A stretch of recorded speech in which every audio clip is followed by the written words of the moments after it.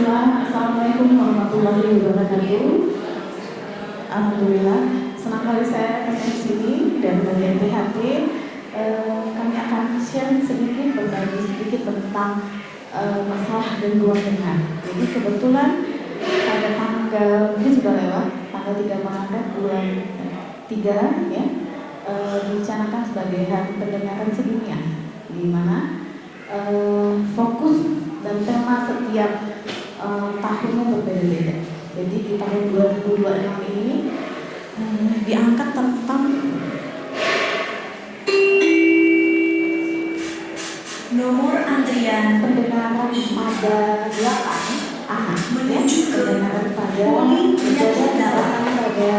pendengaran pada usia remaja, pada usia sekolah. Jadi pendengaran merupakan petualangan menjadi pendengar hebat. Ya, kita sebagai ibu, sebagai orang tua, sebagai ayah, ya, ternyata komunikasi melalui salah satunya adalah pendengaran.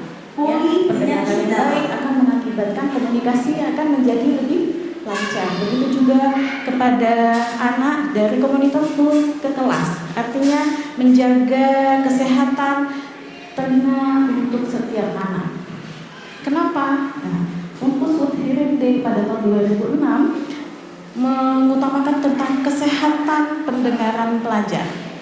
Jadi untuk memastikan anak-anak ini tumbuh menjadi tanpa hambatan dalam proses belajar mengajar. Ya, yang ditargetkan apa? Generasi emas tanpa hambatan sensorik, tanpa hambatan gangguan dengar. Itu dia. Tujuannya apa? Mencapai fondasi Indonesia Emas tahun 2045 ini. Jadi kita harus tahu dulu. Ini kita persiapkan untuk mencapai generasi emas ini. Ya. Jadi apa yang harus kita lakukan? Nanti akan dilakukan deteksi dini gangguan pendengaran pada anak sekolah. Dikatakan anak sekolah kapan? Berusia 5 sampai 15 tahun. Nanti mungkin ada cucunya, ada cucu ibu, anak, ya, saudara. Mungkin kita bisa mengedukasi, memberikan informasi apa hal-hal yang bisa kita sampaikan untuk mencegah gangguan, ancaman gangguan pendengaran. Ini sekedar struktur ya, anatomi. Mungkin ya, ini telinga, ini liang telinga, ini seperti ini, ada gendang telinga, kita pernah sering dengar kan? Ada telinga, ada gendang telinganya. Di belakang gendang telinga ada tulang-tulang pendengaran. Nah, ini semua, dan di sini ada rumah siput. Proses satu ini akan mengakibatkan menunjang untuk fisiologi pendengaran, terjadinya pendengaran ya. Dimulai dari suara yang masuk, menggetarkan gendang telinga, tulang-tulang pendengaran sampai rumah siput dan sampai ke otak. Dikatakan, ada bunyi, ada pintu tertutup, ada tadi panggilan kepada nomor. Nah, itu dia. Jadi masuk ditangkap telinga kita melalui biang telinga, gendang pendengaran, tulang-tulang bergerak sampai rumah siput, sampai ke otak. Dikasih tahu ada bunyi, ada panggilan, saya dipanggil, ada pintu tertutup. Ya, itu dia. Semua jadi proses dengan 9 menuju ke poli penyakit dalam. Gangguan dengar ini pada anak apa yang kan mengakibatkan pasti proses belajar mengajarnya terganggu. Ya, prosesnya apa? Ternyata si anak nggak dengar, kurang dengar. Kebetulan duduknya di belakang, jadi kurang paham. Kenapa? Jadi pemahaman terganggu akibat yang disampaikan tidak sampai ke dalam otak. Sampai apakah itu? Tidak sampai. Jadi terjadi gangguan pendengaran. Akibatnya apa? Terganggu prestasi belajar, akademik belajar si anak akan terganggu. Ya, dan itu gangguan perkembangan bicara. Nanti proses bicaranya juga bahkan terganggu. Kenapa? Mungkin ada sampai derajat-derajat tertentu gangguan dengar, saat berbicara dekat pun tidak bisa jelas, tidak diketahui apa ya yang dimaksudkan. Kenapa? Prosesnya terganggu. Ya, apa yang akan gejala yang muncul? Pasti gejala yang muncul si anaknya tidak merespon, kita panggil siapa? Budi, Budi. Biasanya kita panggil nak, langsung sekali nyaut. Ini dalam beberapa meter sudah terganggu. Biasanya bisa dengar. Ini ada sesuatu nih, udah kurang dengar. Ternyata dengan alasan nggak bisa dengar, nggak dengar tadi mak dipanggil. Rupanya ada sesuatu. Apakah itu? Banyak penyebabnya. Nanti kita jelaskan. Kemudian ada keluar cairan dari telinga. Ini ancaman bagi gangguan pendengaran. Ya, jadi jangan kita biarkan. Ya, kalau ada infeksi di telinga, nggak apa-apa, nanti sembuh sendiri. Itu dia. Batuk pilek yang berkepanjangan, nggak apa-apa, nanti sembuh sendiri kok. Jangan dibiarkan. Kenapa? Akan mengakibatkan gangguan dengar juga. Itu dia. Ya.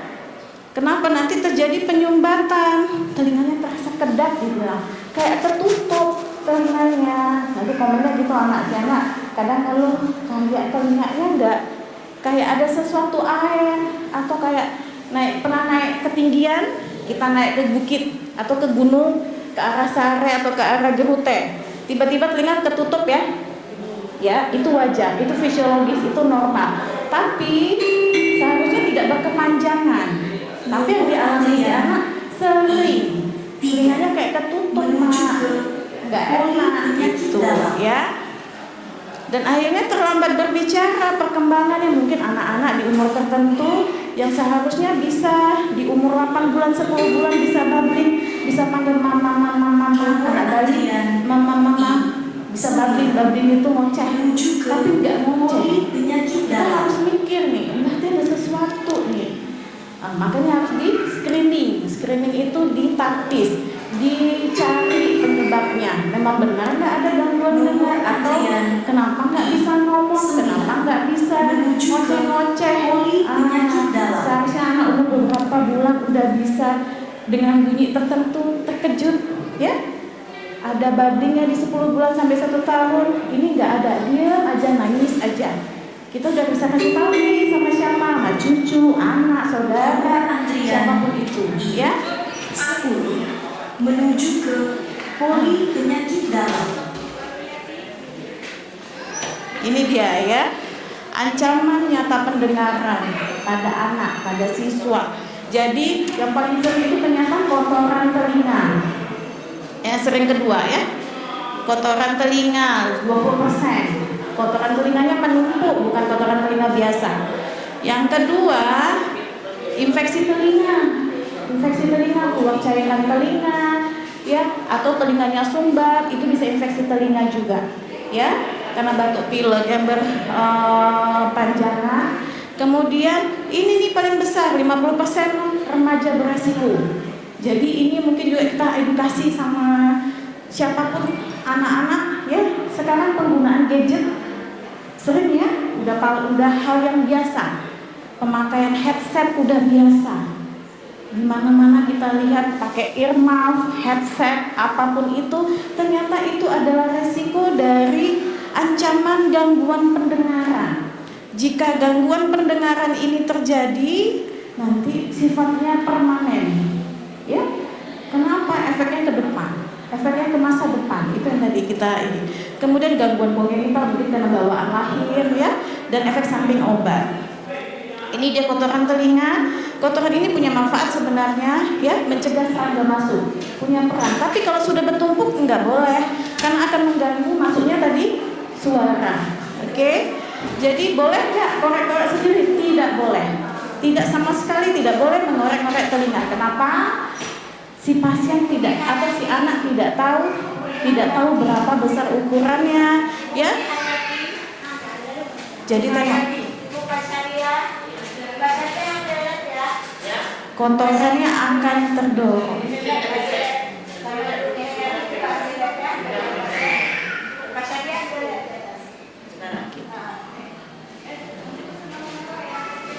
Oke, kita lihat kotorannya jika penuh akan terdorong tentunya penggunaan kantong gas.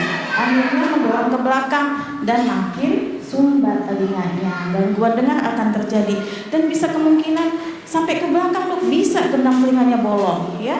Tadi makanya caranya jangan korek-korek telinga sendiri. Selanjutnya apa? Infeksi telinga tengah tadi karena batuk pilek berkepanjangan, tidak diobati, biasa nih batuk pilek atau alergi yang biasa.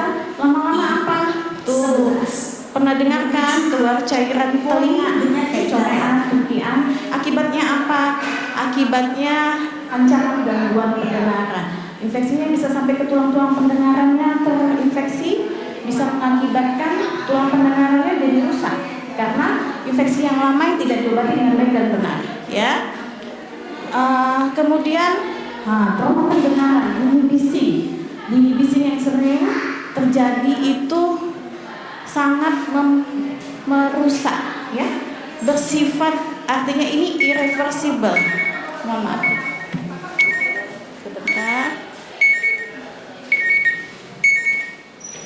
Bersifat irreversible ini artinya tidak bisa kembali.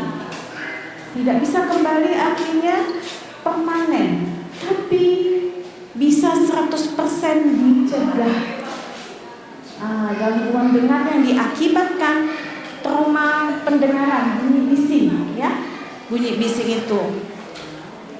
Kita lihat bunyi bising, masuk suaranya ke dalam liang telinga, boom, kita kira bunyi pistol atau bunyi bom, ya.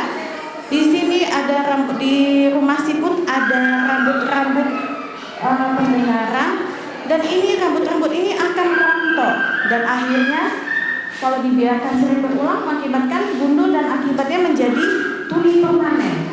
Itu dia menjaga intensitas suaranya. Jadi ada ambang dengar tertentu yang bisa kita dengar, ya. Untuk pekerja juga mungkin nanti ada keluarga atau saudara atau suami yang bekerja di tempat bising, yang di pabrik, itu mereka harus menggunakan alat bantu pendengaran.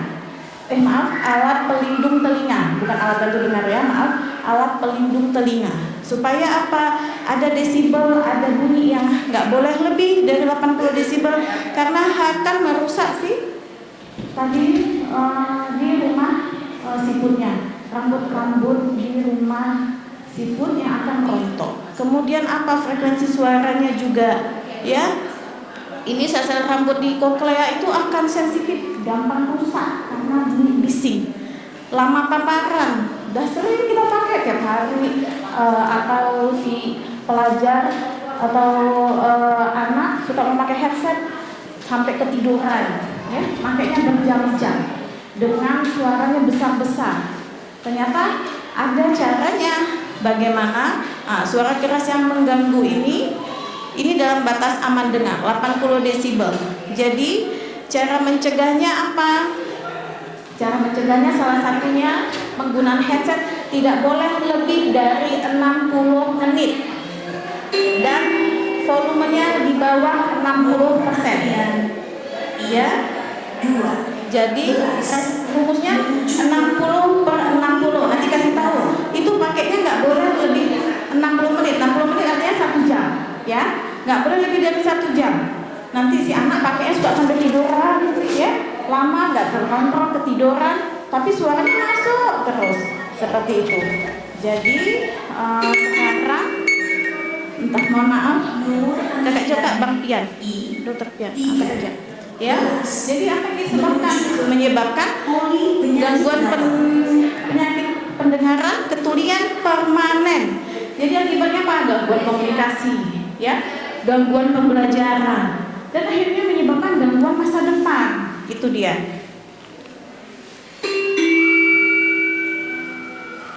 Kita lihat populasi yang resiko tinggi nih. Kalau remaja sering, kalau bayi kita suka bawa anak-anak nih ke tempat bermain kan, yang di mall atau di plaza atau di mana yang tempat bermain. Boleh nggak? Ada ambang dengar yang boleh, ternyata.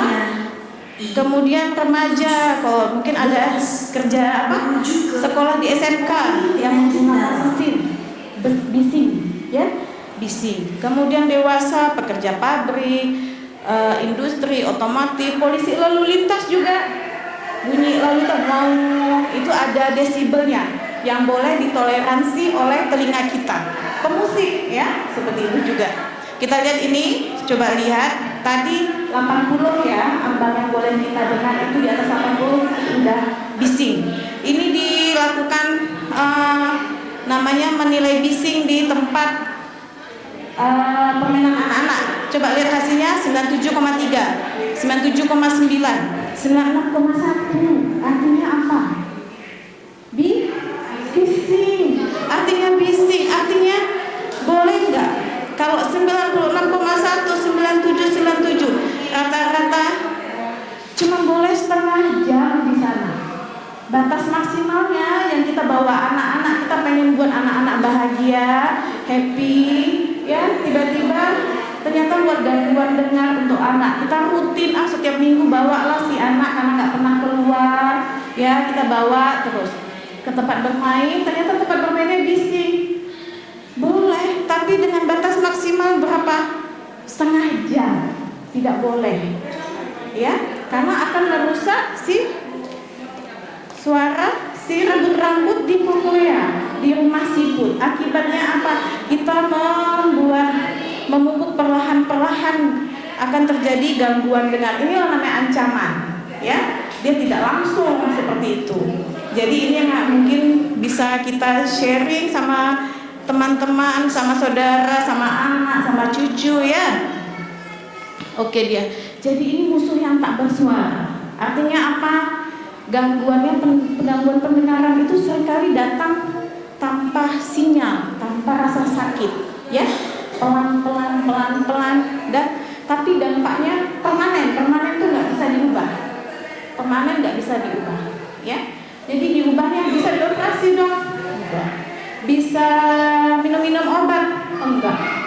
Jadi sama kayak kita pakai kacamata, pakai alat bantu dengar, seperti itu. Anak-anak pakai alat bantu dengar, mungkin ada nanti proses adaptasinya, ya, yang mungkin ada kurang nyaman. Jadi kita sering abai memberikan gadget dengan volume tinggi, gadget pakai HP, pakai headset, pakai earmuff, ya, dengan volume tinggi, membiarkan batuk pilek yang memicu infeksi telinga. Kita entar lagi sembuh kok, ini biasa alergi, seperti itu. Mungkin takut dikasih nanti entar minum obat sih dok anaknya. Sekarang obat apa dulu? Kan nggak semua harus pakai antibiotik, nggak semua memang kalau cuma batuk pilek kadang 3 hari udah oke, ya udah nggak apa-apa, kan seperti itu. Memang kalau perlu pemberian obat harus, tapi kalau enggak ya tidak, ya seperti itu, ya. Atau kebiasaan mengorek telinga yang justru akhirnya melukai. Itu dia. Mendengar merupakan masa depan, membangun Indonesia emas adalah tujuan kita sama-sama. Oke, terima kasih, semoga bermanfaat. Assalamualaikum warahmatullahi wabarakatuh.